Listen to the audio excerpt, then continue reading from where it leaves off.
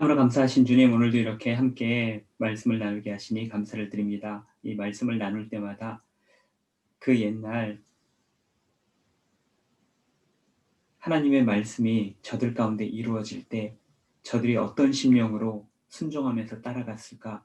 저희들이 그때 상황을 우리 마음속에 새기고 또한 오늘 역시도 우리의 삶 속에서 결단하고 실천하는 그런 용기 있는 저희들의 삶이 될 수 있도록 주님 붙들어 주시옵소서. 이 밤에도 함께하는 모든 사람들 가운데 주님 함께하여 주시옵고 감사드리오며 예수님 이름으로 기도드립니다.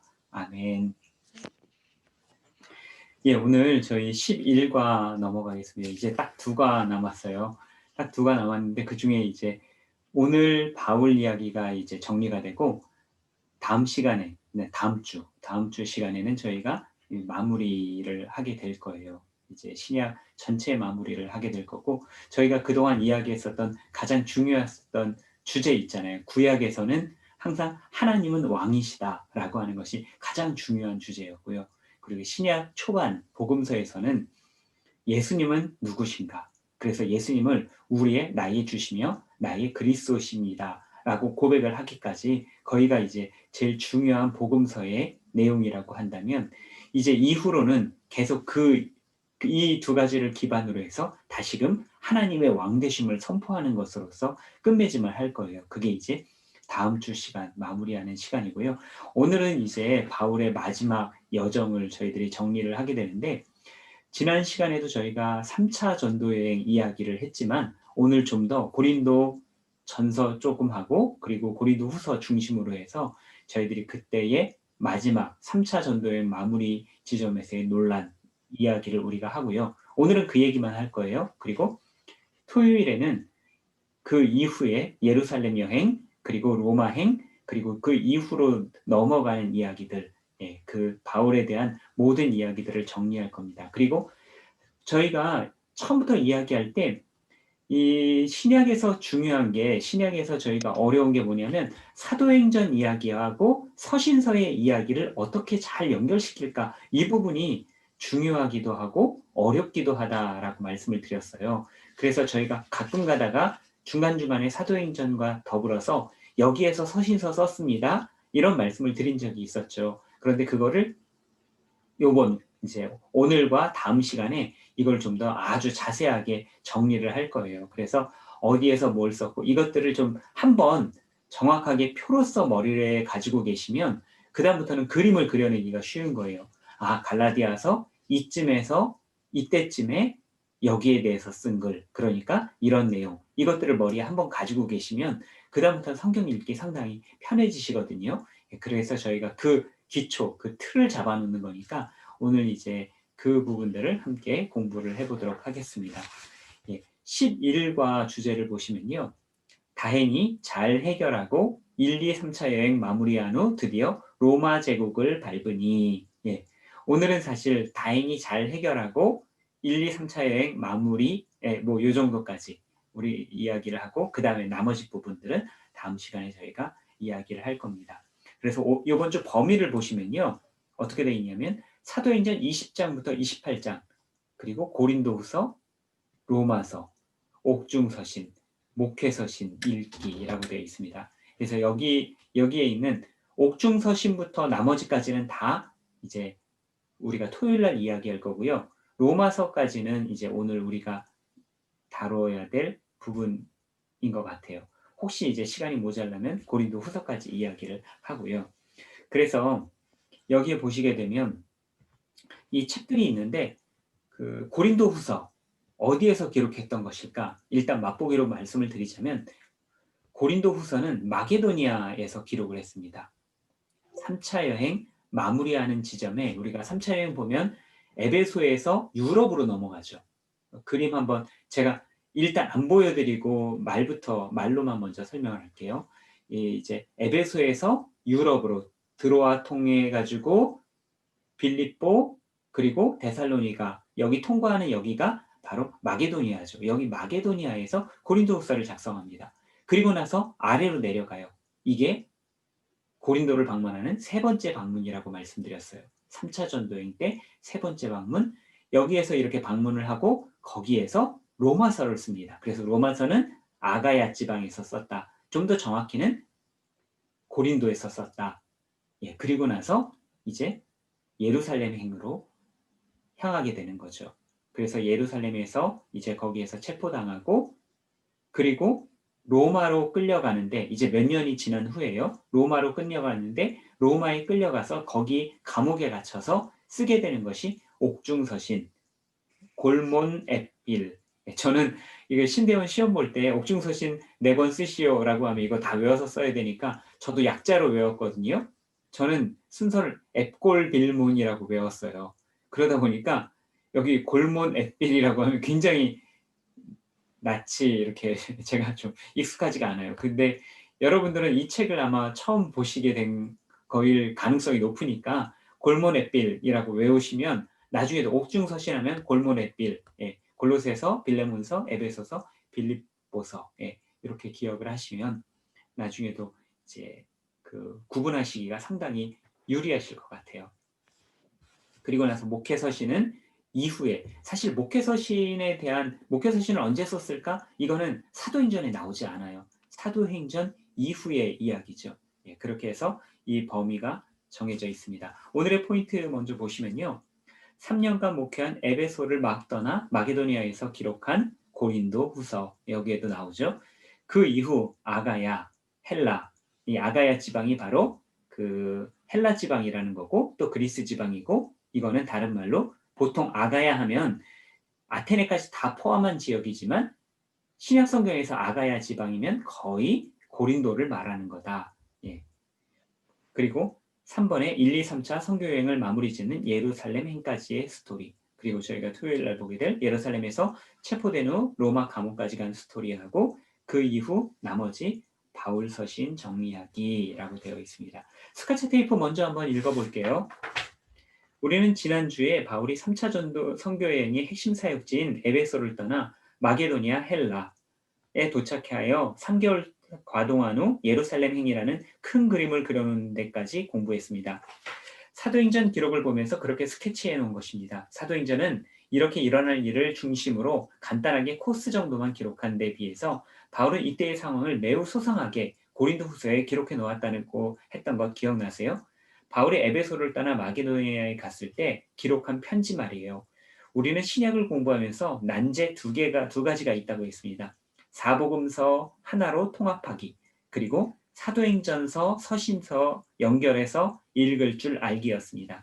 그렇습니다. 사도행전 기록만으로 보면 간단하게 사실 진술만 했는데 편지를 보니까 그게 아니네요. 숨겨져 있었던 이때 상황이 다 쏙쏙 드러나는 거예요. 에베소에서 목회하는 동안 고린도전서 편지를 보내는데 그 후 자기를 가짜라고 해서 소동이 일어난 이야기, 그래서 고린도 교회에 다녀왔던 이야기, 눈물로 쓴 편지 들고 디도가 고린도에 간 이야기, 이런 이야기들이었습니다. 고린도 교회랑 바울 사이, 즉 자기네끼리 일어난 일이라서 우리는 모르는데 바울이 고린도후서에 그 이야기를 바닥에 깔고 하니까 우리는 이해하기가 힘든 거예요. 탐정처럼 돋보기를 들고 구석구석 분석해봐야 비로소 고린도후서 편지를 읽을 수 있는 겁니다. 자, 오늘을 확인합니다. 정말 그게 사실인지. 고린도후서를 펴보실까요? 라고 되어 있습니다. 자, 1번 내용 들어가기 위해서 보시면요. 저희 3년간 목회한 에베소를 막 떠나 마게도니아에서 기록한 고린도 후서. 그래서 여기서 사도행전 20장 1절부터 2절, 예, 여기서부터 이제 이야기가 시작이 되는 겁니다. 사도행전 먼저 한번 펴보실까요? 오늘은 사도행전은 별로 보지는 않을 건데 사도행전 20장입니다. 저희 고린도 그 에베소에서 데메드리오 소동이라는 것이 있었어요. 우상을 팔던 사람이 우상 장사가 잘 안 되니까 아, 바울 이거 안 되겠다. 기독교 이거 안 되겠다. 우리가 이 사람들 다 몰아내야 되겠다라고 하면서 그 우상을 만들어 팔던 사람이 데모를 일으킨 게 데메드리오 소동이었습니다. 그런데 이 데메드리오 소동 이후에 바울은 제자들을 불러 권한 후 작별하고 떠나 마게도니아로 가니라. 예, 3차 여행의 마지막 여정을 가는 거예요. 그 지방을 다녀가며 여러 말로 제자들을 권하고 헬라에 이르러, 예, 마게도니아에서 이제 헬라까지 갔다. 여기에서는 굉장히 간단하게 되어 있어요. 그런데 이 과정에 여러 가지 이야기가 있다라고 하는 거죠. 반가로 1번 한번 보시면 바울이 고린도를 두 번째 다녀왔다는 사실에서 출발해야 이야기가 풀림. 저희가 이미 지난주에 다 이야기를 했었습니다. 한번 간단하게 짚어보면 고린도후서 12장 14절이요. 고린도후서 12장 14절. 보라 내가 이제 세 번째 너희에게 가기를 준비하였으나 너희에게 폐를 끼치지 아니하리라. 예, 세 번째 간다라고 분명히 이야기를 하죠. 그 이야기는 두 번 갔다 왔다는 거예요. 그런데 우리가 2차 전도 여행 때 바울이 고린도에 처음 간 것은 알고 있는데 그 다음에 두 번째 간 거는 우리가 모르고 있다는 거죠. 그래서 이것은 우리가 알지 못하던 때에 3차 여행 중에 바울이 에베소에 머무는 동안에 고린도를 한번 쓱 갔다 왔다. 예, 이 방문이 그런데 실패로 끝났고, 예, 바울에게는 안 좋게 끝났고, 그랬기 때문에 바울은 다시 편지를 쓰고, 그리고 고린도를 다시 방문하기로 결정을 하고, 예, 이런 스토리이죠. 13장 1절에도 동일하게 내가 이제 세 번째 너희에게 가리니, 예, 세 번째 방문이다라는 것을 이야기하고 있죠. 1번 한번 보겠습니다. 왜 두 번째 고린도에 갔나? 예, 두 번째 고린도 방문 왜 그랬을까요? 저희 고린도 전서를 쓰고 그리고 나서 그 사이에 있었던 일로 우리가 기억을 하는데 고린도전서 4장 18절을 한번 펼쳐볼게요. 고린도전서 오늘 계속 고린도 후서 보지만 전서도 몇 군데 좀 봐야 되거든요. 고린도전서 4장 18절. 어떤 이들은 내가 너희에게 나아가지 아니할 것 같이 스스로 교만하여졌으나 어떤 사람들이 바울에 대적해서 바울 별거 아니야. 바울에 대해서 막 모함하고 그랬어요. 왜냐하면 바울은 거기 없었잖아요. 떠나 있으니까 바울에 대해서 모함하는 게 있었는데 바울이 진짜 내가 거기 뭐 다시는 두 번 다시 안 갈 줄 알고 자기네들만 거기에 있는 줄 알고 그렇게 큰 소리 치나 본데 내가 갈 거야 라고 그렇게 이야기를 하는 거예요. 예. 그리고 여기 이제 이 고린도전서를 보게 되면 여기에서 음행한 사람들, 송사하는 사람들, 죄 지은 사람들이 있죠. 그 사람들에 대해서 이제 바울이 해결을 하러 가야 되겠다 생각을 했었던 거예요. 정리를 하고 해결을 해야 되겠다. 그런데다가 이 사람들이 교만해진 사람들, 거기에다가 플러스 이 고린도에 어떤 사람들이 있었냐 하면 가짜 사도들이 있었어요. 그런데 이것을 고린도후서에서 뭐라고 표현하냐 하면 지극히 높은 사도들이라고 표현을 합니다. 지극히 높은 사도들. 이 사람들이 계속해서 자신들은 지극히 높은 사도들이고 그리고 바울은 정말 아무것도 아니야. 걔는 말도 잘 못하잖아. 걔는 외모도 형편없잖아. 걔는 돈도 잘 벌지 못하잖아. 예. 그 당시에서 유명 강사들 제가 오늘 우연히 유튜브에서 세바시 강연을 들었는데 그 김미경 강사, 예, 굉장히 유명한 강사죠. 예, 스타 강사들의 특징이 있어요. 당시에도 똑같았거든요. 스타 강사의 특징이 있습니다. 어떤 특징이 있었을까요? 고대 그리스, 로마 조각을 보시면 아시죠? 외모가 중요해요. 예나 지금이나 참 저도 그래서 요새 탈모약도 열심히 먹고 더 추해지지 않기 위해서 예, 뭐 하나님께서 주신 것이니까 갖고 와야죠. 예, 쓸 수 있을 때까지 써보는 거죠. 자, 외모. 그리고 또 언변이 중요했어요. 그 그리스의 소피스트들, 그 말재주로 사람들 농간하고 했던 사람들 있잖아요. 그 프로타고라스와 그 발음이 잘 안 되죠. 프로타고라스와 제자의 그 이야기는 다 아시죠? 그 어떤 제자가 돈을 안 냈는데 학원비를 안 내는 거예요. 프로타고라스가 당시 그리스에서 가장 유명한 웅변학원 강사였는데 여기 돈을 많이 내고 입학을 해야 되는데 어떤 학생이 외상으로 입학을 하고서는 돈을 안 내요. 너 왜 돈을 안 내냐? 그랬더니 저는 낼 필요가 없다고 그러면서 그 이제 프로타고라스는 너가 이제 그 실력이 늘었으니까 당연히 너는 여기서 돈을 내야 되지 않느냐라고 이야기를 하니까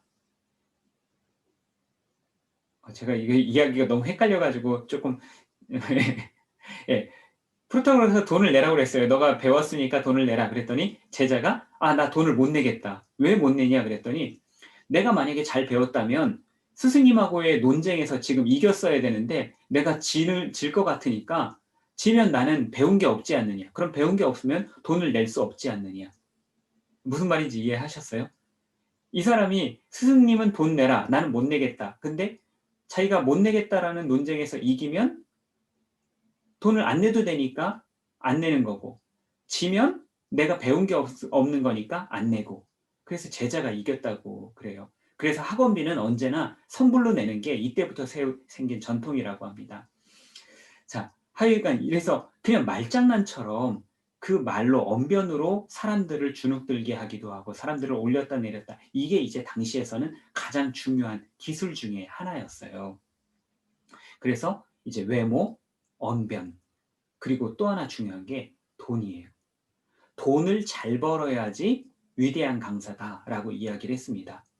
왜냐하면 이게 서양에서는 지금도 그런 경향이 있지만 이제 그 임금이라고 하는 것은 그 사람의 가치에 대해서 지불을 하는 거거든요. 그러니까 정말 이 사람이 소중하다, 이 사람이 중요한 사람이다라고 생각하면 그만한 가치를 지불을 해주는 거예요. 당시에서도 마찬가지였어요. 그래서 내가 돈을 잘 번다라고 하는 것은 동시에 내가 훌륭한 강사다. 이제 교회 안에서는 이게 교회 안으로도 이 지극히 큰 사도라는 사람들이 그대로 가져온 거예요. 내가 훌륭한 사도이기 때문에 내가 돈을 잘 버는 거다. 라고 이렇게 이야기를 하면서 사람들을 현혹시켰죠. 그리고 나서 이제 영적 권위. 영적 권위는 이제 하나님과 통하는 거, 여러 가지 이제 뭐 직통 계시라든지 예언이라든지 이런 것들을 이제 자랑을 하면서 이 네 가지로 자신들의 사도성을 이야기를 했었던 거예요. 이제 바울 역시도 그 모든 것들을 이제 변호를 해야만 했었죠. 외모가 중요한 게 아니다. 그 말로만 하는 것이 중요한 것이 아니다. 그래서 이제 바울은 그렇게 이야기를 하잖아요. 우리 그 이제 능력이 말에서 나오는 것이 아니다. 말에서 나오는 것이 아니다. 말로만 해서 그리스도인들은 되는 것이 아니다. 뭐 그런 이야기도 하고요. 그리고 이제 나는 그 질그릇 같다. 그렇지만 내 안에 보배가 담겨 있다. 그래서 내가 막 굳이 금그릇이 되고 은그릇이 될 필요 없다. 왜? 나는 이미 보화를 내 안에 가지고 있기 때문에 난 그저 질그릇으로 그 보화만 잘 드러나게 하면 되는 그런 존재다. 이제 바울의 그런 논증이 나오는 거고요. 또 바울은 자비양 선교를 했잖아요. 그러니까 돈을 사람들한테 많이 벌어들이고 하지 않았단 말이죠. 그러니까 내가 너희에게 부담 안 지운 게 그게 너희한테 죄를 지은 거냐. 뭐 이렇게도 이야기를 하고요. 그리고 바울이 이제 자신의 신앙 고백을 하면서 하나님과 만난 영적 경험 이야기 이런 것들을 통해서 바울이 이제 끊임없이 사도직을 변명을 하게 되는 것이죠. 자, 이 저 유명한 지극히 높은 사도들 나중에도 나오겠지만 미리 한번 그냥 볼게요. 그 고린도후서 11장입니다. 고린도서 11장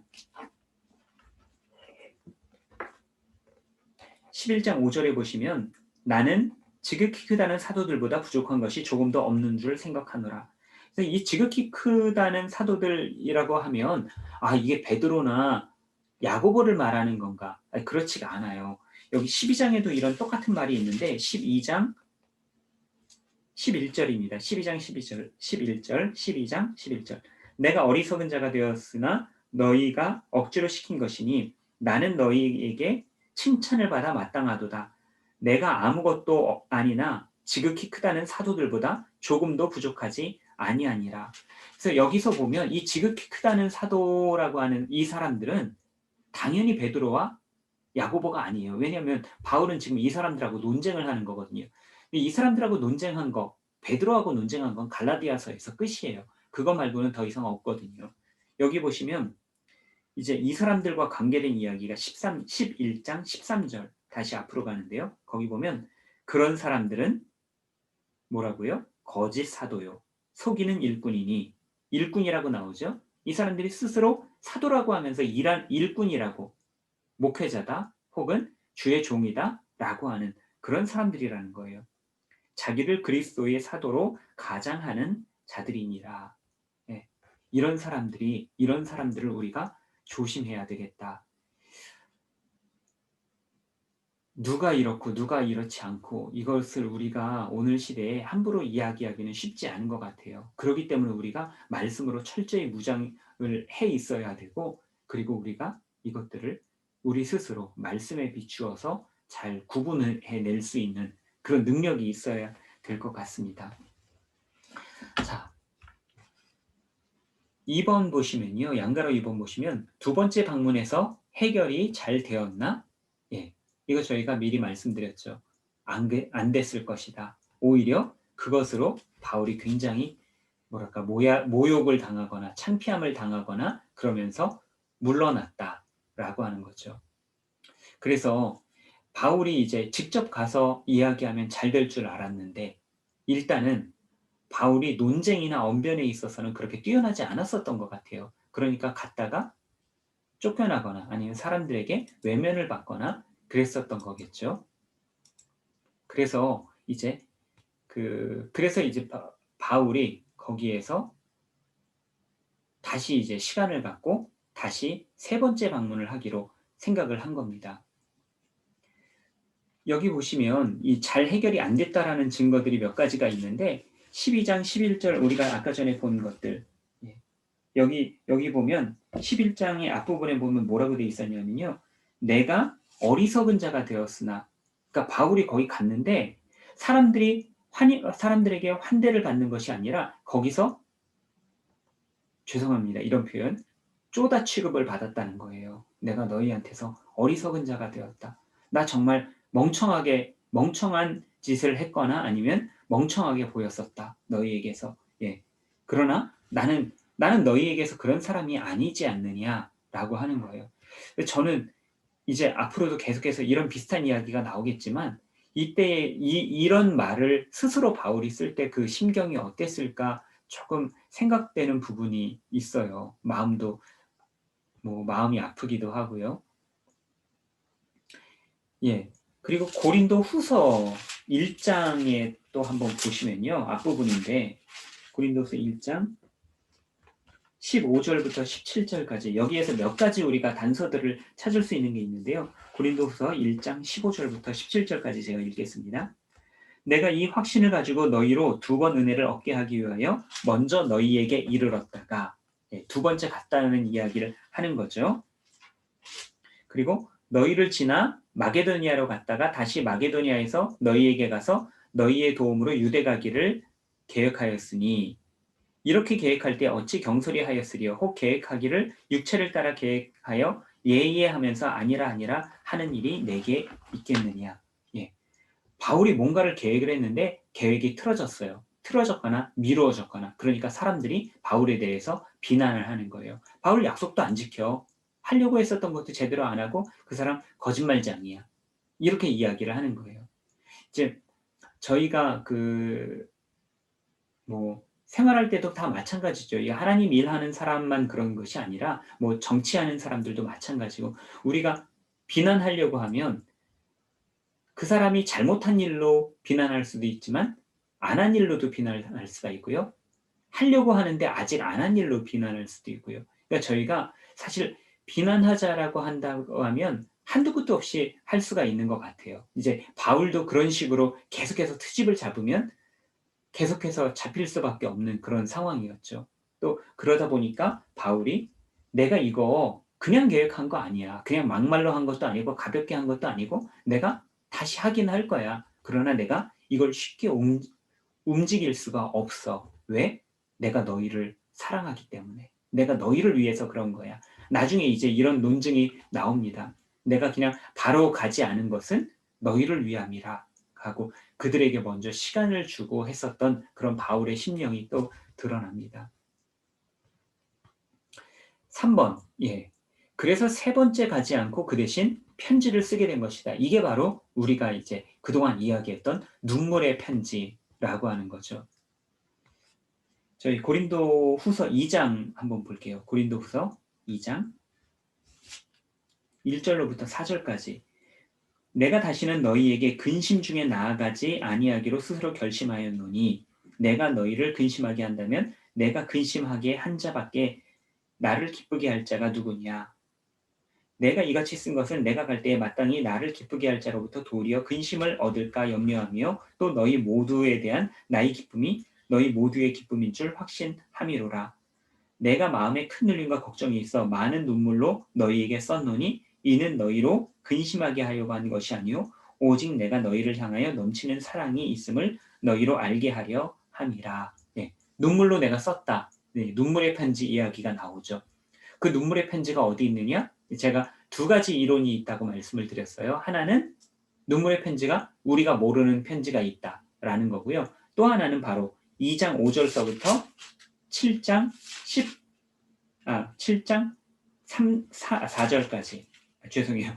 2장 14절부터 7장 4절까지 네, 여기가 눈물의 편지다. 그래서 그 전으로 딱 이어보면 그냥 이어지는 맥락이 된다라고 말씀을 드렸죠. 그래서 어떤 학자들은 이렇게 말하고 또 다른 학자들은 이거는 그냥 이 편지의 일부고 눈물의 편지가 원래 또 따로 있었을 거야. 그런데 사실 이 내용을 보면 2장 14절부터 7장 4절까지 내용을 보면 정말 그 구구절절 바울의 어떤 그 자신의 자기 변호나 이런 것들 이야기들이 많이 있어요. 특히나 이제 4장 같은 경우 아까 제가 말씀드렸던 질그릇에 담긴 보배 3장에서는 새 언약의 일꾼 그러니까 진정한 일꾼이 누구냐 4장에서는 나는 질그릇이지만 보배를 담고 있다. 그리고 이제 그 5장에서는 겉사람과 속사람 6장에서는 이제 화목하게 하는 일꾼 이야기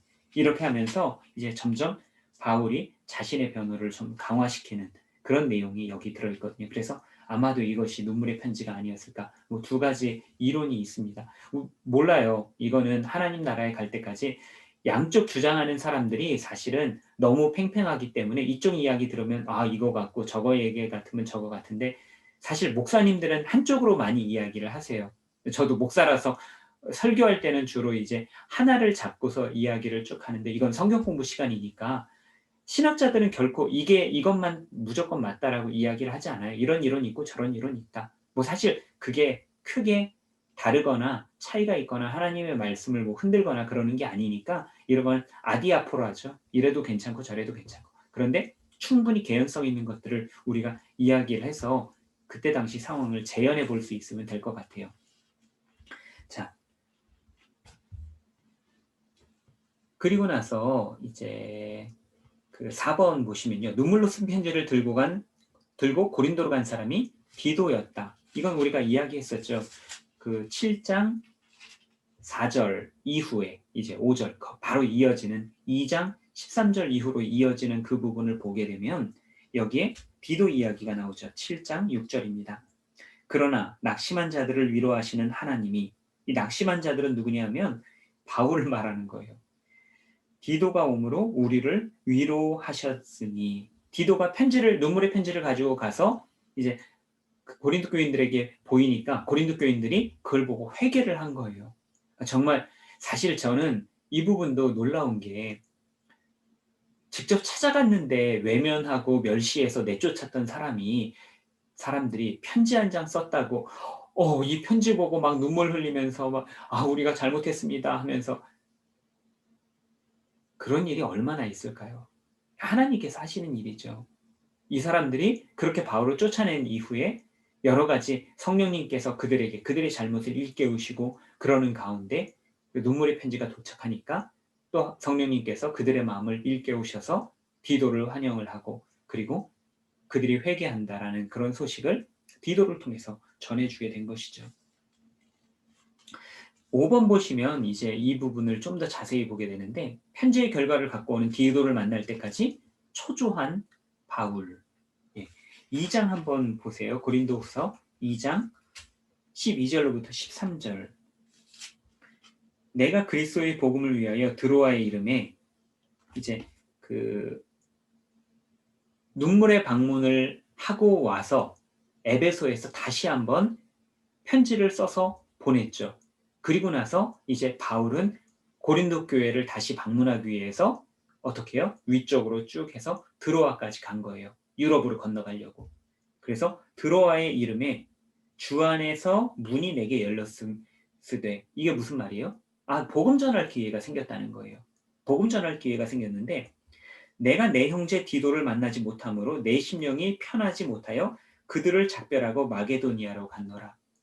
드로아에서 복음을 전할 기회가 생겼는데도 바울이 마음이 근심이 되고 염려가 돼서 복음을 제대로 전하지 못하고 드로아에 있는 사람들 빠이빠이 하고 배를 타고 유럽으로 건너갔다. 마게도니아로 건너갔다라는 이야기예요.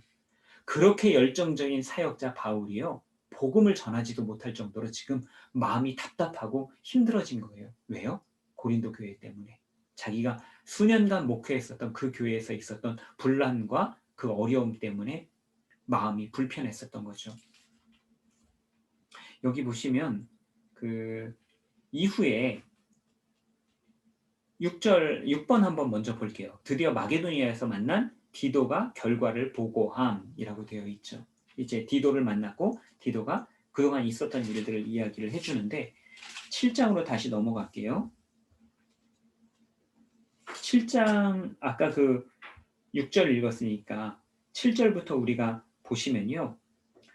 다 읽지 않을게요. 7절부터 16절까지 쭉 이렇게 그냥 눈으로 한번 보세요. 여기 사용된 단어들이 어떤 단어들이 있는가? 위로, 뭐 이런 말들, 근심이라는 말, 후회, 근심, 후회, 그리고 또 기뻐함. 이 7장 후반부는요, 바울의 모든 감정적인 표현들이 정말 계속해서 반복돼서 표현이 되고 있어요. 얼마나 바울이 이모셔널하게 한 상태였는지 이거 너무나도 단적으로 보여주거든요. 뭐 한 절 안에서 위로함이 몇 번이 나오고 근심이 몇 번이 나오고 또 기쁨도 몇 번이 나오고요. 11절 한번 읽어볼게요. 보라 하나님의 뜻대로 하게 된 이 근심이 너희로 얼마나 간절하게 하며 얼마나 변증하게 하며 얼마나 분하게 하며 얼마나 두렵게 하며 얼마나 사모하게 하며 얼마나 열심히 있게 하며 얼마나 벌하게 하였는가. 너희가 그 일에 대하여 일체 너희 자신의 깨끗함을 나타내었느니라. 예, 바울의 감정이 좀 느껴지세요? 이제 바울이 그동안 막 드로아에서 초조했었던 그 모든 감정들이 디도를 만나고 나서 확 그냥 무너져 내리듯이 누그러지면서 바울이 이제 그 마음을 여기에다가 기록을 한 거예요. 너희도 나도 그렇게 근심했고 너희도 얼마나 그동안 힘들었고 어려웠었냐. 그러면서 이제 바울이 이 모든 감정들을요 기쁨으로 바꿔가는 것 볼 수가 있죠. 13절에 보면 이로 말미암아 우리가 위로를 받았고 우리가 받은 위로 위에 디도의 기쁨으로 우리가 더욱 많이 기뻐함은 그의 마음이 너희 무리로 말미암아 안심함을 얻었음이라. 바울이 참 대단한 건데 디도 때문에 우리가 위로받았어. 우리 되게 기뻐. 라고 이야기하는 것에서 그친 것이 아니라 디도가 눈물의 편지를 전해줌으로써 바울의 충심이 고린도 교회에 전해졌거든요. 자, 제가 아까 전에 이게 성령님의 역사라고 말씀을 드렸고 바울의 방문 이후에 그들에게 어느 정도 심경 변화가 있었을 거다 말씀을 드렸잖아요. 그리고 나서 이제 바울의 그 디도가 가지고 간 눈물의 편지가 딱 전해졌을 때 고린도 사람들이 바울의 충심을 그들을 향한 여전한 사랑을 보게 된 거예요. 그러니까 그들도 이제 안심을 하고 디도를 기뻐 맞이하면서 보낸 거죠. 그러니까 이게 바울만 기뻐한 게 아니라 너희에게도 기쁨이 되었다. 너희의 근심도 없어졌다. 나의 근심이 없어졌을 뿐만 아니라 그러니까 이제 바울은 항상 자기 입장에서만 이것들을 보려는 것이 아니라 항상 그 양들, 자기와 관계된 그 사람들의 어떤 심령과 그런 상황들 이것들을 중심으로 보려고 했었던 그런 것들을 엿볼 수가 있죠. 이런 것들 보면 이제 저도 목회자로서 참 부끄러울 때도 많고 부족한 점도 많고 배워야 될 점도 항상 많은 것 같아요. 그런데 이건 또 목회자뿐만이 아니라 우리 모두가 그런 거죠. 주의 성도들을 대할 때, 그리스도인들을 대할 때, 혹은 그리스도인이 아닌 다른 사람들을 대할 때 역시도 그들 역시도 하나님의 자녀들이잖아요. 아직은 그들이 인정하고 있지 않지만 모든 사람들은 하나님의 자녀가 되어야 되는 사람들이거든요. 그러니까 이제 우리가 그럴 때 이런 바울의 마음을 함께 품을 줄 알아야 되겠다. 오늘 뉴스에 그 이란에 납포된 우리 대한민국 유조선, 이런 뉴스 보면 그냥 막 왜 하필 우리가 힘이 없어서 그렇게 하는 거예요. 우린 아직도 그런 약자 컴플렉스가 있잖아요. 그러니까 저는 그런 거 보면 막 너무 속상해요. 속이 상하고 특히 이란 뭐 우리나라 한국이랑 형제 국가라고 맨날 뭐 그런 얘기하고 한국에 테헤란로도 있고 테헤란에 서울로도 있고 그런 나라인데 말로만 그러지 실제로 왜 이렇게 하나. 그런데 이제 그래서 저는 이제 그 무슬림에 대한 뭐 선교사님들 박해받는 이야기도 듣고 그러면 막 속상하거든요. 근데 그럼에도 불구하고 우리가 그들에게도 사랑하는 마음을 품고 이거는 우리가 평생 끊임없이 연습을 해야 되는 것 같아요. 저도 잘하는 게 아니고 저도 항상 실패하고 그러지만 우리가 항상 연습하고 따라가야 될 부분이다. 이걸 바울의 이 복잡한 심경 그리고 이렇게 버림받고 배척받았을 때의 바울의 반응 이런 것들을 통해서 우리가 위로받으면서 우리도 연습을 하면 어떨까 싶습니다.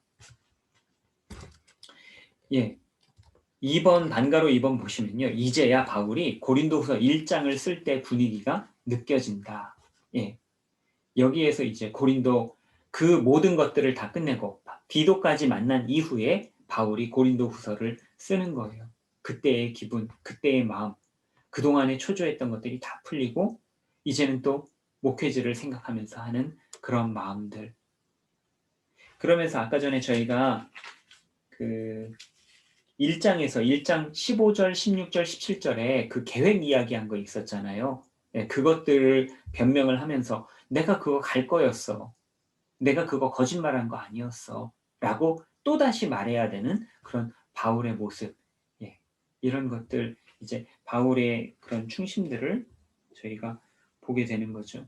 그래서 이제 2장 1절에 그렇게 그랬잖아요. 왜 안 갔었냐? 내가 근심하는 상태에서 너희에게 다시 가지 아니하려고 결심했다. 결국 너희를 위해서 가지 않은 거고 편지만 썼던 거다. 그리고 편지에 대한 답이 왔기 때문에 내가 이제는 기쁜 마음으로 방문하겠다라는 것이 이제 이 고린도 후서의 개요입니다. 고린도 후서를 그런 마음으로 쓰고 방문하는 거죠. 3번 보시면 반가로 3번입니다. 바울은 자신이 진짜 사도임을 변증하고 싶어하는 강한 의지가 있음. 함께 읽어봅시다. 이제 우리는 고린도 교회 상황을 대충 감 잡아가고 있습니다. 바울은 아볼로를 몰아낸 세력들이 자기도 몰아내려고 하는 특정 세력이라는 것을 알았습니다. 만약 이때 방관한다면 자기가 전한 복음까지 무너져버릴지도 모른다는 위험이 있다고 판단합니다. 바울은 거짓 사도들이 손잡고 있는 사람들이 다름 아닌 소속 문제와 관련이 있고 또 어쩌면 극단의 음행을 하는 고린도적인 사람. 이 코린시안이라는 말이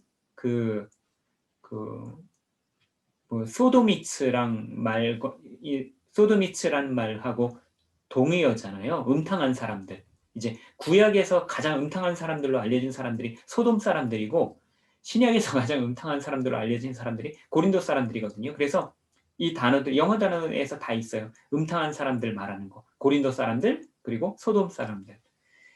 아예 뿌리를 뽑아야겠다고 생각한 것입니다. 그런 뿌리를 뽑는다는 것은 어떻게 하는 걸까요? 그들 거짓 사도들이야말로 광명의 천사를 가장한 일이 때요. 바울을 포함한 팀들이야말로 참복음을 전하는 자들이라는 사실을 증명해내야 하는 것이었습니다. 바울은 교회를 어지럽혔던 그 거짓 사도들은 무엇이 문제인지 밝히고 그 거짓 사도들이 험담하고 있는 건수들을 하나하나 다 메모했다가 그것이 왜 사실이 아닌지 조목조목 반박하고 나는 왜 참사도인지 사도성을 증명하기 위해서는 어떤 증거물이라도 다 제시하겠다는 입장을 갖고 있습니다. 그러다 보니 사사건건 증거자료를 대가면서 시시콜콜 변증할 수밖에 없었고 그만 자기 자랑처럼 되어버려 또 그것 때문에 부끄러워하기도 하고 그럽니다. 이런 성격의 책이 고린도 후서랍니다. 자, 바울이 자기 사도성을 어떻게 증명해 나가나 보실까요? 고린도 후서도 읽어지네. 이렇게 되면 좋겠습니다. 자, 거짓 사도들이 바울을 험담하는 건수들. 예. 이제 잡을 거는 다 잡는 거예요. 바울에게서 험담할 것들은 다 잡아내는 거. 이제 정치적 공략을 하는 사람들이 다 그렇게 하잖아요. 저희 보시면 라이센스, 천거장, 추천장 없이 일한다라고 이제 바울은 이렇게 얘기를 해요. 나는 사람의 추천서를 받는 것이 아니라 나는 주님으로부터 추천장을 받는다. 주님이 나를 보내셨다라고 하는. 그래서 사람으로 세워진 것이 아니라 나는 그리스도 예수님 직접 만났다. 이게 이제 바울이 늘 하는 이야기잖아요. 돈을 받지 않고 일한다. 여기 고린도후서 11장 7절부터 이제 찾아보시면 아까 말씀드렸던 것처럼 내가 너희들한테 돈을 안 받고 부담 안 지으려고 한 게 내가 죄 지은 거냐? 아니다. 그런데 그렇다고 해서 내가 전한 복음이 값어치가 없는 게 아니다. 저는 유튜브 좋아해요. 유튜버만 끼고 살지는 않지만 가끔 이제 제가 말씀도 듣기도 하고요. 또 이제 세바시 강연 같은 거 제가 듣기 좋아하거든요. 다 아시겠지만. 근데 이제 그런 거 이렇게 제가 그런 거 보시면 그게 공짜로 제가 거의 공짜로 들을 수가 있죠. 그렇다고 해서 그게 값어치 없는 게 아니잖아요. 요즘에는 좋은 강연도 이제 무료로 저희가 접할 수 있는 것들이 있는데 저희 마찬가지예요. 바울이 이게 무료라고 해서 그거 실력이 없어서 그런 거야. 그렇지 않다라는 것을 바울이 이야기하는 거죠. 이랬다 저랬다 하는 사람이다. 아까 전에 그 바울의 계획 이야기. 돈 떼먹는 사람이다. 이거는 좀 찾아봐야 될 것 같아요. 12장, 고린도서 12장인데요. 12장 16절입니다. 하여간 어떤 이의 말이 내가 너희에게 짐을 지우지 아니하였을지라도 교활한 자가 되어 너희를 속임수로 취하였다 하니 내가 너희에게 보낸 자 중에 누구로 너희의 이득을 취하더냐. 내가 디도를 권하고 함께한 형제를 보내었으니 디도가 너희의 이득을 취하더냐. 우리가 동일한 성령으로 행하지 아니하더냐. 동일한 보조로 하지 아니하더냐. 참 이게 바울이요. 이렇게 충심껏 그리고 정직하게 그리고 자신의 욕심을 내지 않고 일을 했잖아요. 그럼에도 불구하고 겉으로 그래 보이지 걔도 먹고 살아야 되잖아. 바울도 먹고 살아야 되잖아. 다 뒤로는 걔도 뭔가 받고 그럴 거야. 김영란법 다 어기고 그럴 거야. 이제 이야기를 이렇게 하는 거예요. 이게 참 기가 막힌 거예요. 바울이 안 했는데 안 했다고 얘기해도 그냥 했을 거야 라고 아니면 말고 이 식으로 그냥 모함을 하는 거죠.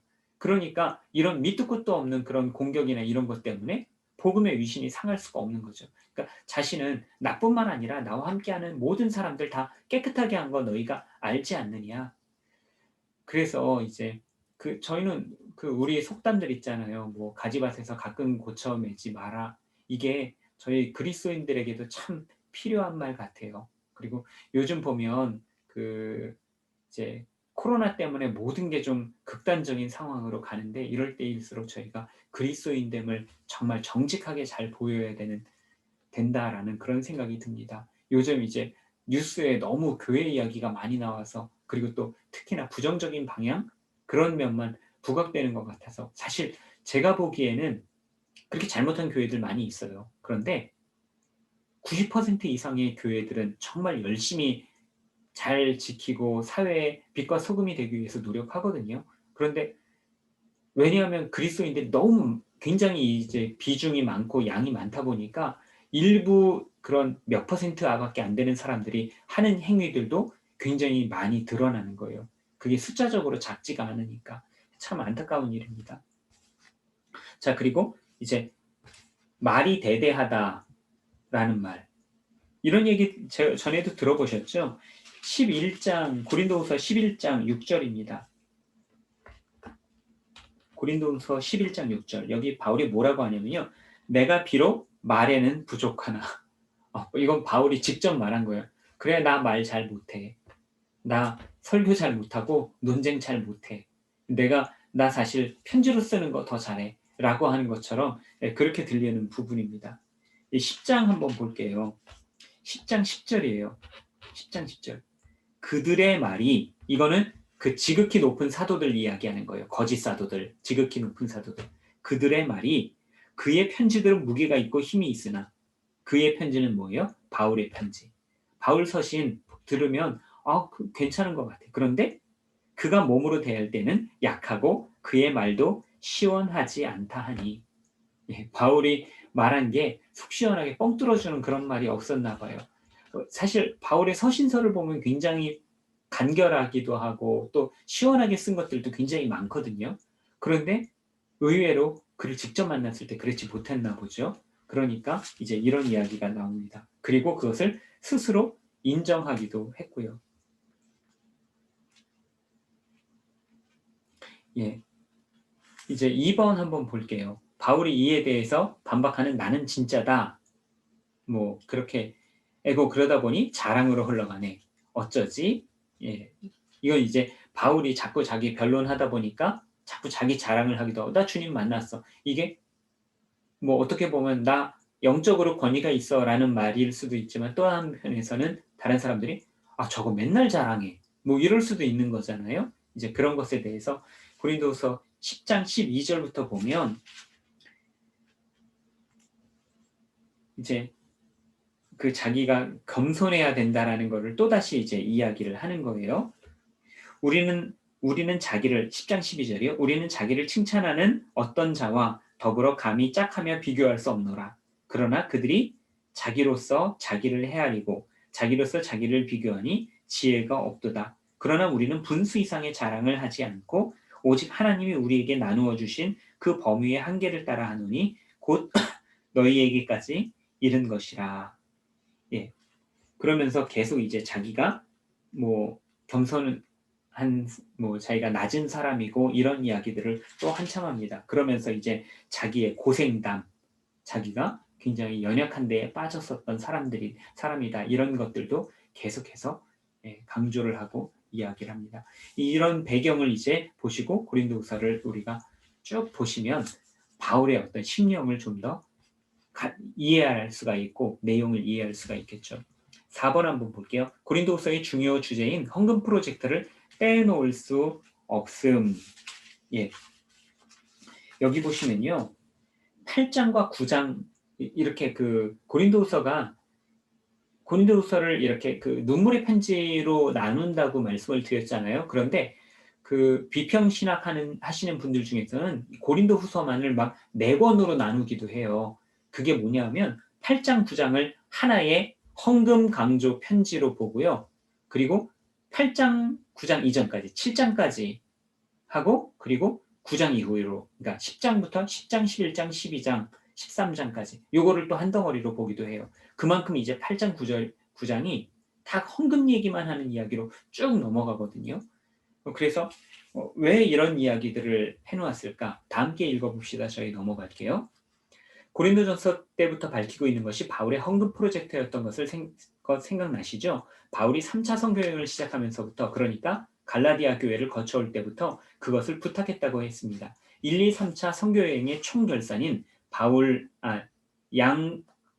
결산인 양 바울은 악착같이 헌금을 걷습니다. 갈라디아 지방, 마게도니아 지방, 그리고 아가야 지방 이렇게 큰 지역으로 나눠서 작전을 짜놓고 실행 중입니다.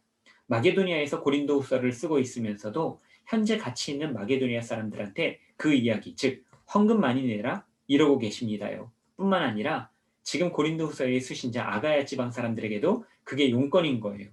내가 고린도에 갔을 때 그제서야 헌금을 거두느라고 그러지 말아야 하는데 전에 고린도전서에서도 이미 이렇게 말해놨는데 얼마나 모았겠어. 얼마나 싸우느라 이런 심정으로 계속 헌금 타령입니다. 예. 바울이 이제 헌금을 내가 가면 많이 내라 그런 게 아니라 내가 가기 전에 미리미리 모아둬라. 저는 헌금 설교 이렇게 뻔뻔하게 이렇게 대담하게 하는 분 딱 2명밖에 몰라요. 이제 한 분 바울 선생님하고 또 한 분은 김동호 목사님. 저 승희교회 있을 때도 그 목사님 설교하시면서 설교 시간에 지갑 꺼내가지고 이러고 흔들면서 설교하시는. 근데 이제 저는 그분들의 특징이 있어요. 바울도 그렇고 김동호 목사님도 그렇고 본인을 위해서 막 챙기고 그러는 게 아니에요. 항상 이것들을 자신이 통로로서 사용이 되다 보니까 헌금 설교를 할 수가 있고 거기에 힘이 있는 거더라고요. 최근에는 이찬수 목사님도 보면 헌금 설교를 하세요. 본인이 필요하다고 얘기하면 뭐 가난한 목회자들 돕자. 그러니까 이제 지금 그 월세 못 내시는 목사님들 그 상가교회들 돕자라고 하면 언제부터 헌금 걷겠습니다 하기도 전부터 막 헌금이 들어온다는 거예요. 이제 그런 이야기들을 자연스럽게 하죠. 왜냐면 그냥 통로만 될 뿐이니까 그것들을 오히려 더 담대하게 이야기하실 수 있는 것 같아요. 자, 그 다음 페이지 보시면요. 마게도니아 사람들을 들먹이며 고린도 교인이랑 헌금 경쟁을 시키는 바울. 여기 8장, 9장 이렇게 보시면요. 여기 8장 1절에서 바로 나와요. 형제들아, 하나님께서 마게도니아 교회들에게 주신 은혜를 우리가 너희에게 알리노니 환난의 많은 시련 가운데 그들의 넘치는 기쁨과 극심한 가난이 그들의 풍성한 연보를 넘치도록 하게 하였느니라. 그들 가난하고 힘들었지만 그들 넘치게 연보했어. 너네들도 그렇게 해. 이런 예. 이게 하나님의 뜻과 이 균등화, 가난한 사람들을 위해 돕기 위한 것. 때로는 우리가 분에 넘치도록 이게 뭐 구약의 원리기도 했으니까요. 그런 것들 우리가 구약 공부하면서 많이 이야기를 했었습니다. 함께 읽어봅시다. 오늘 함께 읽어봅시다. 많은데요. 우와, 드디어 고린도후서 내용이 이해되었습니다. 에베소 폭동 이후 마게도니아로 올라가서 고린도후서 편지를 쓴 바울은 거기서 좀 더 머물러 있습니다. 이번에도 디도에게 고린도후서 편지를 들려서 아가야 지방 고린도 교회에 보냅니다. 바울은 같이 가지 않습니다. 왜냐? 헌금 걷는 시간 좀 벌려고. 재밌죠? 그동안 바울은 아마 일루리곤에 간 것 같습니다. 그러다가 드디어 그 문제에 고린도 교회로 내려간답니다. 마음이 두근두근했겠죠. 끈적끈적한 문제들을 두고 했다가 해결된 후 만나는 거니까 얼마나 할 말이 많았겠어요. 그 할 말이 뭐겠어요? 결국 맨 고린도후서에 써 있는 그런 얘기들이었겠죠. 뭐 이렇게 고린도후서를 오랫동안 정리해야 드디어 고린도에 도착하는 것입니다. 그런데 지난주 공부했지만 사도행전에서는 벌써 마게도냐를 거쳐 헬라에 왔다고 짧게 말하죠. 우리는 사도행전 공부를 하다가 고린도후서 속으로 들어갔는데 이제 드디어 또다시 빠져나왔네요. 사도행전으로 또다시 다시 가서 또 봅시다 라고 되어 있습니다. 그래서 이제 2번, 큰 2번이에요. 그 이후 아가야에서 기록한 로마서라고 되어 있습니다. 이제 마게도니아에서 드디어 고린도로 내려가게 되고요. 그리고 석 달 동안 과동하면서 로마서 편지를 씀이라고 되어 있습니다. 다 함께 읽어보기 제가 빨리 읽어볼게요. 사도행전 20장에 들어왔습니다. 이 본문 우리가 에베소 폭동이 일어날 때 읽은 거예요. 사도행전은 서신서에서 우리가 고민하다 온 것을 모르고 있죠. 3절에 보니까 바울이 아가야 지방 고린도 교회에 도착해서 석 달을 보냈다고 말하고 있습니다. 이 석 달 동안 겨울을 지내느라 그랬거든요. 과동하면서 뭘 하셨나? 로마서를 쓰셨답니다. 로마서를 쓰신 때의 상황, 쓰신 장소 다 눈에 보이시죠? 자, 바울이 로마서를 쓰는 펜 끝을 따라 가봅시다. 더 자세한 정보를 캐내 봅시다. 라고 되어 있습니다. 이제 바울이 로마서를 쓸 때의 상황, 이 로마서 한번 넘어가 볼게요. 로마서 15장 22절.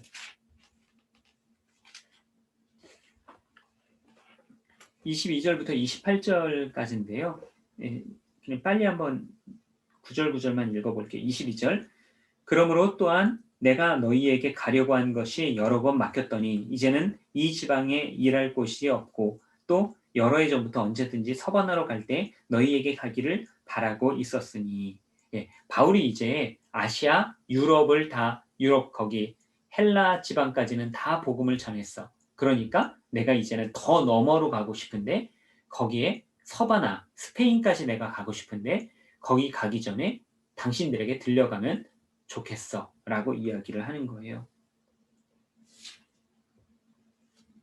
그리고 이제 26절에 보시면요. 25절에 이제 내가 예루살렘에 간다 이야기 있죠. 26절에 이는 마게도니아와 아가야 사람들이 예루살렘 성도 중 가난한 자들을 위하여 기쁘게 얼마를 연보하였거니와. 그러니까 이제 바울이 내가 이제는 이 연보한 거 들고 예루살렘 먼저 들고 가서 예루살렘 교회에 헌금한 후에 내가 이제 로마로 갈게 라고 이야기를 하는 겁니다. 그러면서 그 갈 계획을 생각을 하면서 로마서를 쓰고 있다라는 거죠. 그래서 로마서 편지를 쓰는 목적은요.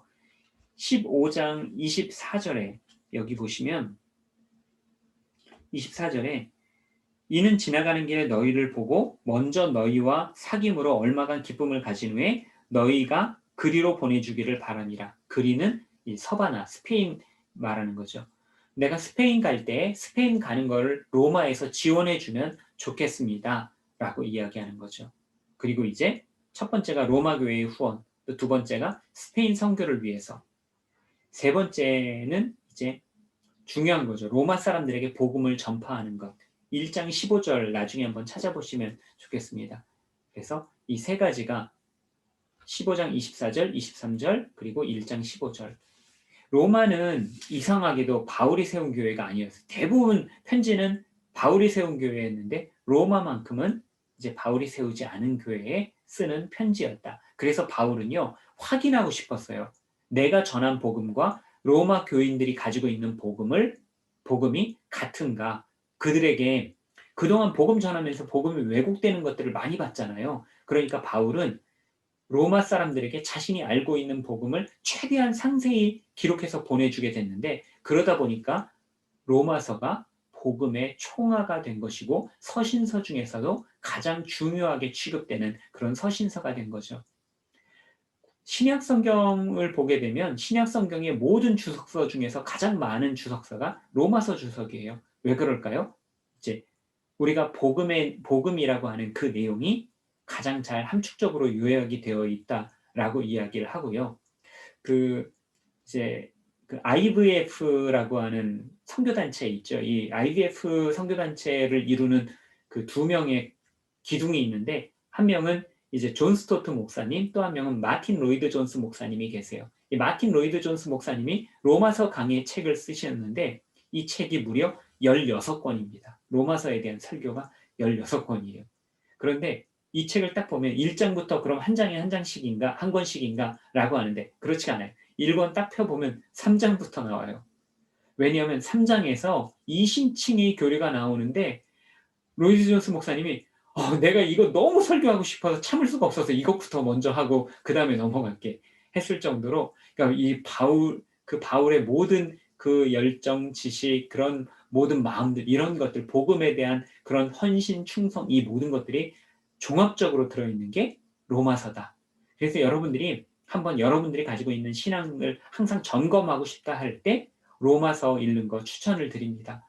예, 뭐 서신서 중에서는 길지만 그래도 그렇게 길지 않고 그것들을 보게 되면 성경 전체를 정리하는 그런 느낌들도 많이 받을 수가 있어요.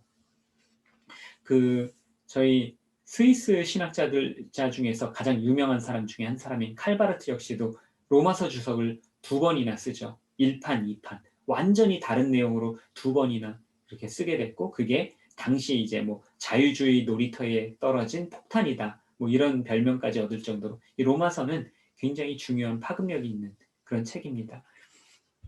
어거스틴이 회개하는 것도 로마서 때문에 회개를 하죠. 네. 또 여기 보시면 이제 로마서 내용, 뭐 제가 이미 이야기를 드렸고요. 그리고 이제 1장 1절부터 15절까지 로마서에 대한 기본적인 인사하는 내용이 있고, 2번이 사실은 중요한데 로마서의 주제는 뭘까? 우리가 갈라디아서랑 상당히 비슷하다고 말씀을 드렸어요. 갈라디아서는 이제 율법이냐 은혜냐, 그리고 그리스도인의 자유, 이걸 이야기를 드렸는데 로마서의 주제는요, 하나님의 의예요. 하나님의 의. 하나님의 의가 바로 우리를 의롭게 한 그 의다. 그러니까 우리가 이신칭의라고 말하는 우리를 거룩하게 하신 그 근거가 바로 하나님의 의 때문이다. 디카이오신의 데우라고 그리스어로 되어 있는 그 부분이 굉장히 많이 반복이 되고 중요하게 등장하는 것을 볼 수가 있어요. 그리고 이제 이어지는 말로 믿음으로 말미암아 얻는 의, 이것을 네 글자로 이신칭의. 저 어렸을 때는 이거를 이신득의라고 했는데 이제 요즘에는 거의 통일이 돼서 이신칭의라고 이야기를 합니다. 그래서 이제 제가 둘째 아들 이름을 이신이라고 정한 게 여기에서 나온 이름이에요. 이신칭의의 이신, 믿음으로. 예. 하나님의 의가 필요한 이유, 우리가 죄로 가득한데 하나님의 의가 필요한 이유. 그래서 로마서 그 1, 2, 3장 우리가 그 로이드 존스 목사님이 3장부터 했다고 그랬잖아요. 그런데 1장을 보면 이제 그 일반 우리 모든 사람들의 죄, 그리고 2장 뭐 약간 좀 섞여 있긴 한데 유대인들의 죄, 그리고 결국에는 3장 22절 우리가 다 아는 구절이죠. 모든 사람이 죄를 범하였음에 하나님의 영광에 이르지 못하더니. 그래서 모든 사람들이 그래서 결국에는 다 죄를 지었다. 그런데 예수 그리스도의 은혜로 말미암아, 하나님의 은혜로 말미암아 우리가 그 하나님의 의로 말미암아 우리가 의롭다함을 입은 것이다. 이런 내용들. 예. 그래서 하나님의 의가 필요하다. 예수께서 십자가를 지신 이유도 바로 그것 때문이다. 라고 하는 그런 내용이 이제 가장 중요한 로마서의 주제입니다. 로마서 본론 저희 들어가면요. 뭐 내용이 굉장히 많지만 간단하게 저희가 4장 한번 로마서 3장 그리고 4장 넘어가시면요. 이제 그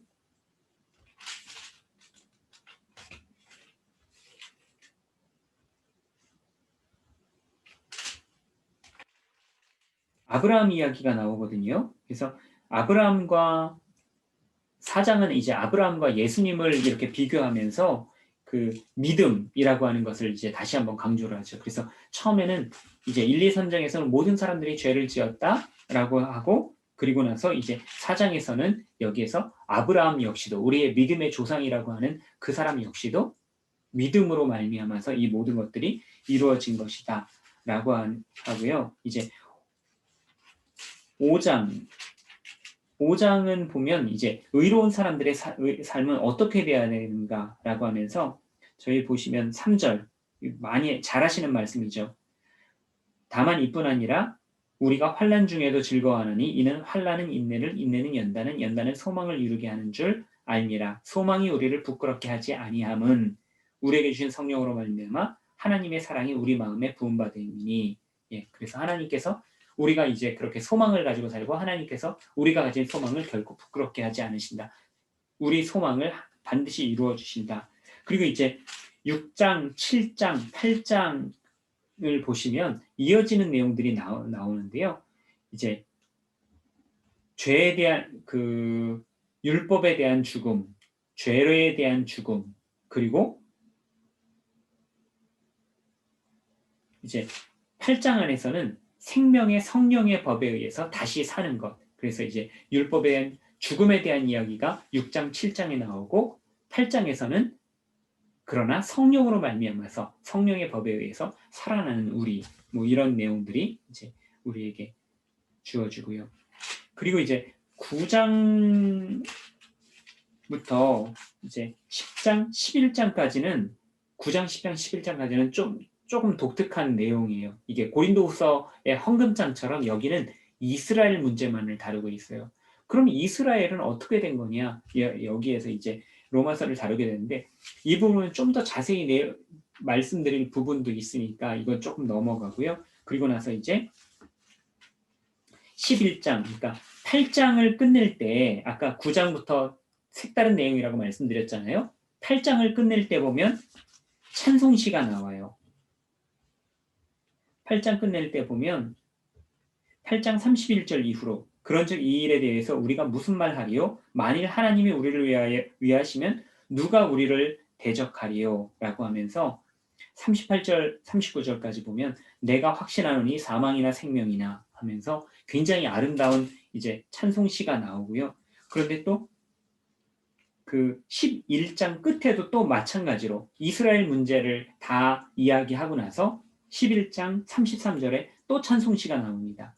깊도다 하나님의 지혜와 11장 33절입니다. 깊도다 하나님의 지혜와 지식의 풍성함이요 그의 판단은 헤아리지 못할 것이며 하면서 굉장히 좋은 내용들이 나옵니다. 저희가 이건 그냥 제 한 가지 다른 생각인데 그 우리가 기도할 때 우리는 그 별로 찬양하는 기도를 잘 안 하는 것 같아요. 하나님을 찬양하는 기도. 이런 그 찬송시들을 참고를 하시면 시편과 더불어서 굉장히 좋을 것 같습니다. 예. 그러면서 이제 12장 이후로는 실천에 대한 이야기가 나와요. 그 바울이 항상 앞부분 교리가 나오면 뒷부분은 실천이라고 말씀드렸잖아요. 그래서 12장 1절, 2절도 뭐 굉장히 유명한 말씀이죠. 너희 몸을 산제사로 드려라. 살아있는 제물로 드려라. 이거 그냥 말로는 되게 예쁘지만 굉장히 어마어마한 명령이거든요. 그러면서 실천을 쭉 이야기를 합니다. 그러면서 이제 15장까지 나오고 16장은요. 로마서는 특별하게 16장 이 한 장 내용 전체가 인사예요. 이렇게 긴 인사는 거의 보기 어려울 정도로 로마서는 인사가 긴데 그 이유는 뭐냐면 바울이 로마에 간 적이 없기 때문에. 그래서 이 사람들에게 좀 더 자세히 사람들에 대한 그런 어떤 뭐라도 저희 약간 그 동양적인 사고가 있는 것 같아요. 뭐라도 관계가 있으면 이렇게 좀 연관을 지어보려고 하는 그런 시도들이 이제 바울에게도 있었던 것 같습니다. 그래서 그런 내용으로 로마서가 이루어지고 있다. 다 함께 읽어봅시다. 여기는요, 이제 그 로마서에 대한 내용이 다 있거든요. 이것들 좀 쭉 자세히 한번 읽어보시면 좋겠습니다. 숙제로 다 함께 읽어봅시다. 자세히 한번 읽어보시고 저희가 이제 토요일에는 3번부터 이야기를 나누도록 하겠습니다. 혹시 오늘 공부한 것 중에 질문이나 궁금한 것 있으세요?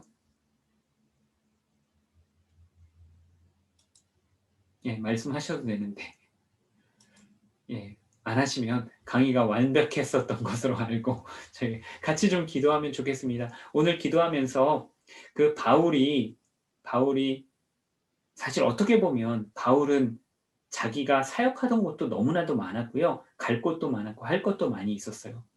그래서 고린도 교회 이렇게 망가지고 망가뜨려지면 그냥 내가 포기하지라고 할 수도 있었을 것 같아요. 그런데 이제 바울은 끝까지 포기하지 않고 또 그것들을 이제 오늘날하고는 상황이 조금 다르겠지만 그렇지만 우리가 여기서 그냥 배워야 될 것은 바울이 자신에게 주어진 소명에 대해서 얼마나 충성되게 일을 하는가. 그 마크 트웨인이 이런 이야기를 했다고 하죠. 그 사람에게 있어서 가장 두 가지 놀라운 일은 자기가 태어난 날, 그리고 태어난 이유를 알게 된 날, 이게 가장 놀라운 두 가지 날이라고 하거든요. 그래서 이제 자기 소명을 깨달는 거, 내가 이 땅에 왜 존재하는가. 이제 바울은 그 소명을 가지고 살아가는 사람이거든요. 우리도 마찬가지예요. 이거는 뭐 변할 수가 있겠죠. 그 내 소명을 깨닫는 것은 한순간이 아닐 수도 있고 또 변해갈 수도 있고요. 그건 하나님의 인도하심에 따라서 이런 것들에 대한 소망과 소원함을 저희가 가지면 좋겠어요. 그리고 그 어느 때나 우리가 환란이나 핍박이나 곤고나 그 어떤 어려움에 있다 할지라도 코로나 속에 있다고 할지라도 우리 안에 질그릇 안에 보화가 있기 때문에 우리는 그 보화 자랑하면서 나아갈 수 있는 어떤 어려움이라도 이겨낼 수 있는 저와 여러분 되시면 좋겠습니다. 우리 함께 기도하실 때 주님 제 안에 있는 그 보화로 인해서 감사합니다. 저희 역시도 그 보화 자랑하면서 나아가는 저희 되게 하여 주시옵소서. 그 보화 감당하는데 부끄럽지 않도록 비록 질그릇이지만 그 깨끗한 질그릇이 되어서 주님 닮고 가게 하여 주시옵소서. 이 시간 함께 기도하고 제가 기도하고 마치도록 하겠습니다.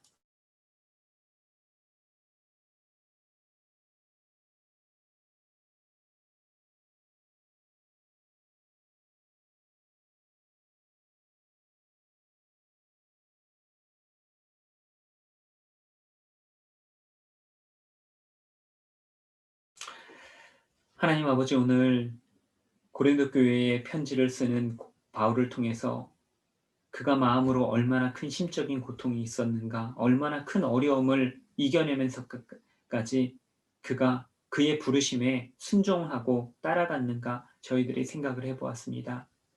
겉사람은 날로 후패하나 우리의 영은 날로 새롭도다 라고 이야기를 하면서 늙어가는 자신, 병약해져가는 자신, 매맞아서 몸도 마음도 여기저기 성치 못한 자신, 그러나 하늘 소망만 가지고 나아갔던 그를 저희들이 생각해 보면서 지금 저희들에게 닥친 어려움과 고난이 있더라도 넉넉히 너끈히 이겨나가는 저희가 되도록 주님 붙들어 주시옵소서. 그 어느 상황에서도 우리가 가지고 있는 보화에 대한 자부심 잊지 않게 하여 주시옵고 그리스도의 향기를 날리는데 조금도 부족함이 없는 저희가 되게 하여 주시옵소서. 감사드리오며 오늘 이 밤도 평안한 밤 되게 하여 주시옵소서. 평안한 하루 되게 하여 주시옵소서. 감사드리오며 예수님 이름으로 기도드립니다. 아멘. 수고 많으셨습니다. 좋은 밤 되세요.